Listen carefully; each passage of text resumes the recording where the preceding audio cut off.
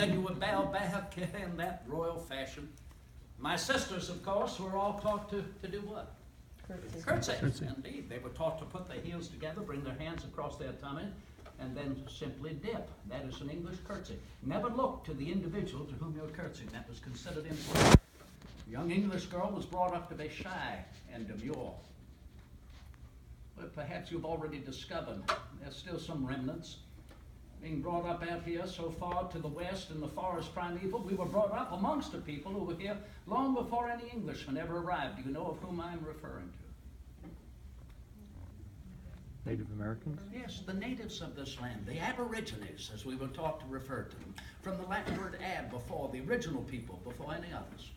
The Monacans, in particular, the Cherokee Nation. I remember them so distinctly, benign and friendly. They would enter into our houses as we would enter into their camps here, thusly, the hands raised in the air, and then as they approach the closer, look how natural it is, sir, to grasp the hand of your fellow man. Thereby recognizing, of course, that each and every one of us, in their eyes, is considered the family of man.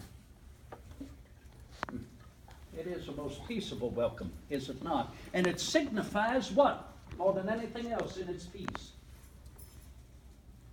The approach, which shows what, sir?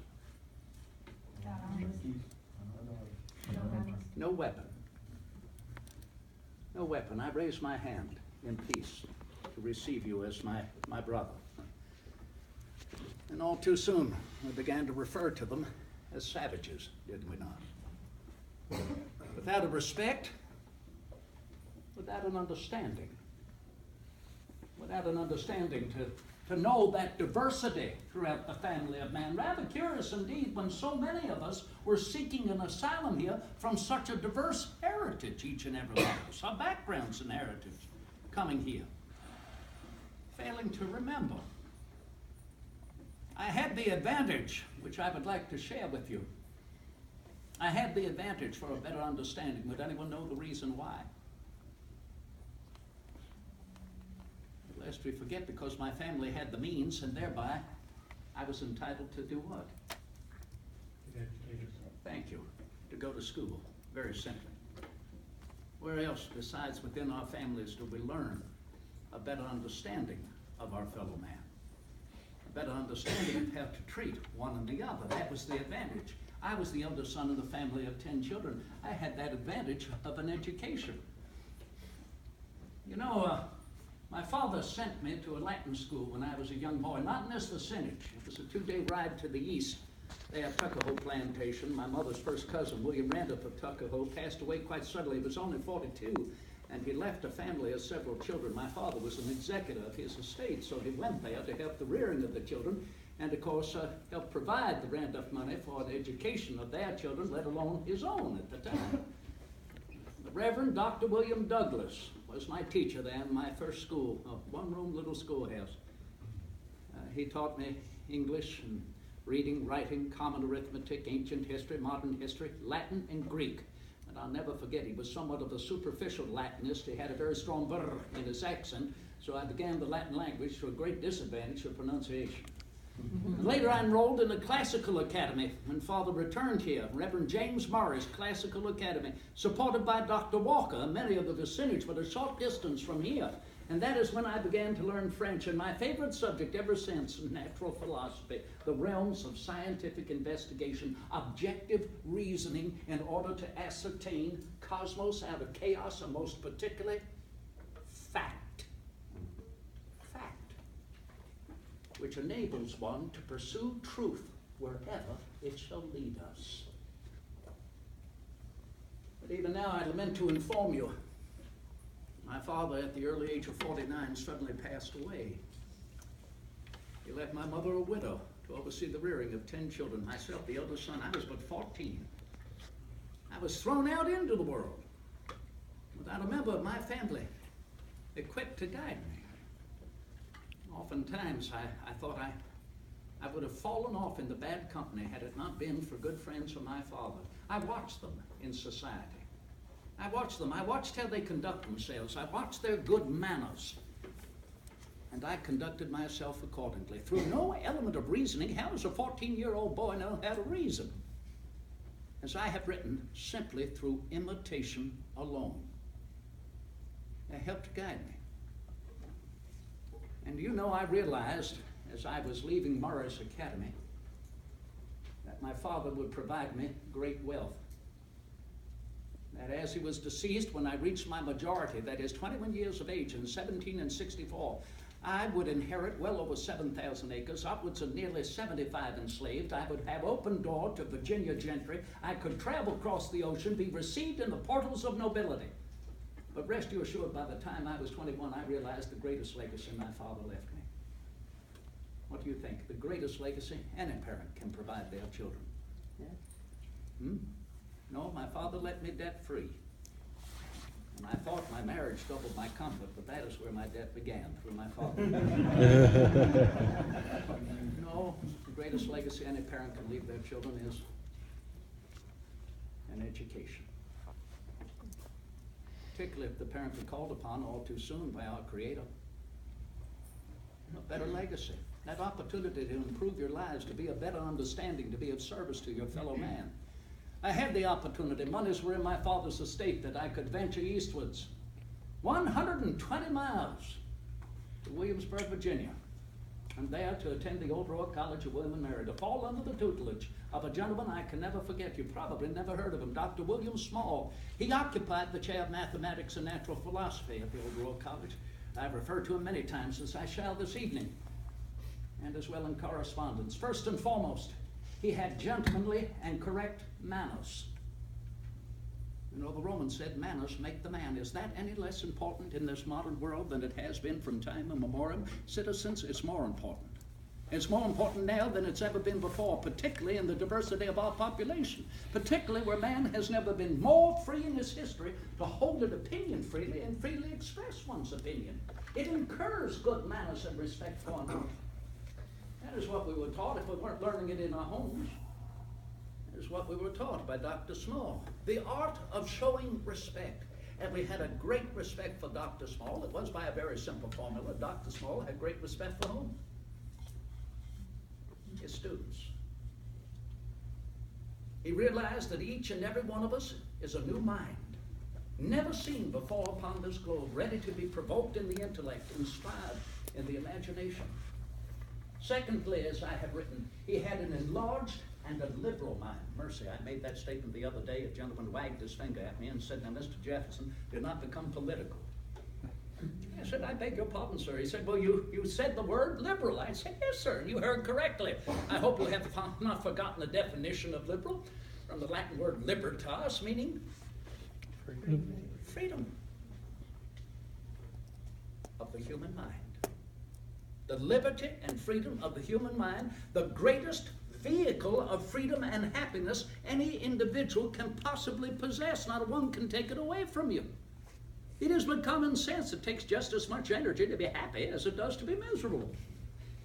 Education to cultivate common sense and reason in order, particularly in our nation, to welcome error of opinion wherever reason is left free to combat it.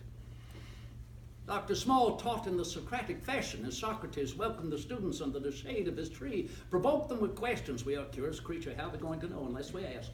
No question unworthy of being asked, and in the answers, what happens? Further questions to be incurred. Socrates, realizing his students were becoming the more educated when they themselves realized how much they did not know. And then do you remember, he placed upon them a great responsibility, a great honorarium, a charge. You have the privilege of an education. Go forth and improve the condition of mankind. Lastly, as I've written about Dr. Small, he had a happy talent for communication. Lest we forget, there is indeed great wisdom found in humor, is there not? In fact, as I dismounted out of doors, I took off my riding boots. I wondered whether I'd be received by you all as musty, dusty from the saddle, perhaps peculiarly apparelled, so I conjured up an apology. I was going to deliver it. Until when I entered this room, I began gazing amongst you and thought, why should I apologize for the way I'm attacked? I've always believed in dressing for comfort, but you overwhelm me. I find I'm a little overdressed, and this is quite different from what I wore when I was a young man attending the Old Royal College in Williamsburg. Before, during, after the American Revolution, gentlemen were so proud of their beautifully tailored frock coats buttoning all the way down to their knees. Now see what's happened since the turn of the century? They've cut away the old frock coats. I remember gentlemen were so proud of their beautifully embroidered silk waistcoats with deep pockets. See, since the turn of this 19th century, they cut away the points of the waistcoats. The old tri-corner hat is in arrears now, save for Monroe. He's referred to as the last of the cocked hats. But now, as you know, the fashion has become what they call top hats, growing ever the higher, the brim's even wider. But you see, I'm still old-fashioned. I enjoy wearing breeches. Very comfortable, put on my boots, take them off, be seated in the saddle. Never a day out of the saddle, my most pleasant exercise. I've not succumbed to this modern fashion of pantaloons. In fact, I declare a number of the women folk are sporting them here this evening, are they not? You must all be from France. I beg your pardon. I beg your pardon. Secondly, I doubt this jocularity is what you've heard spoken with respect to Mr. Jefferson now. No. Certainly not by a Federalist. No. They continue to hurl their heresies against me, suggesting in their tabloids that Mr. Jefferson is likened unto an American sphinx. Have you heard that? Insinuating that I am devoid of humor, reticent, retiring, cerebral, calculating. Already you've seen quite the contrary, have you not? You see what my family and friends, particularly here, my neighbors as well, will tell you. They say Mr. Jefferson's unrestrained in conversation. You never know what he will say, particularly in the company of his neighbors. Lest you think I've rambled into the subject of fashion and style. Well, that is a subject that is wont to occupy us, is it not? Even in the worst of times, we ponder, what will the other be wearing? Should we properly conform? Why won't we conform? Be who you are. Particularly in opinion, particularly when you're free here in this nation. Remember the ancient adage, if everyone is thinking the same thing, then someone is not thinking. Unless you think I've resorted to the humor of fashion and style, well, maybe some of you have read as I have written. In matters of style, simply swim with the current. But in matters of principle, stand like a rock. If there's any message I bring you here this evening, that's a remembrance of those principles over which we shed our blood in the American Revolution. To think that we are now seeing the birth of the second and third generation of those who were born during that time. To wonder how far we've gone, and yet though been a change, not as much as many might hope, and to think how far we may go in the next several decades. Imagine that, the 1850s, the 1860s. I hope we well understand where we will be then depends upon whom? You, not me. I will not live to see it. But I share with you my hopes and my prayers that what we will see, be engaged by you upon those principles written in our Declaration of American Independence. His Excellency President Washington referred to our Declaration as the promise. He referred to our Constitution as its guarantee. You know, as I made my way over here, a good 6 miles, I declare I find I've made good time. It only took me about an hour and a half. You know, I cannot help but think, as I traveled 120 miles to Williamsburg as a young boy, it still takes me a good 5 days in the saddle to travel 120 miles. Any of you who own a horse will well understand you never ride more than about 35 or 40 miles a day so as not to tire out your horse, let alone yourselves. You'd never ride any faster in the saddle than about 5 miles an hour. That's a comfortable pace over a long distance. If you've tried to ride 6, 7 miles an hour over a long distance, it'll soon prove unsettling to the digestion. And consider most people upon the globe do not even own a fine riding horse. They're expensive to purchase, to breed, to maintain.